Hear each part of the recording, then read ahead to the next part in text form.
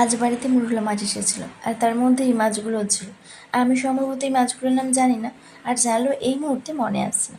মাছগুলোকে সামনে থেকে দেখতে ঠিক এইরকম লাগছিল। মাছগুলো ফ্রেশ ছিল না হয়তো, সেই কারণে না ভাজার পরে এমন অবস্থা হয়ে গিয়েছিল।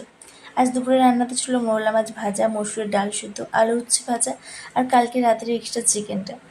আগের দিন রাত 12টা থেকে পরের দিন দুপুর 2টো পর্যন্ত একটানা এতটা সময় না আমি না খেয়ে থেকে যাই, আর এটাই আমার অভ্যেস হয়ে গিয়েছে।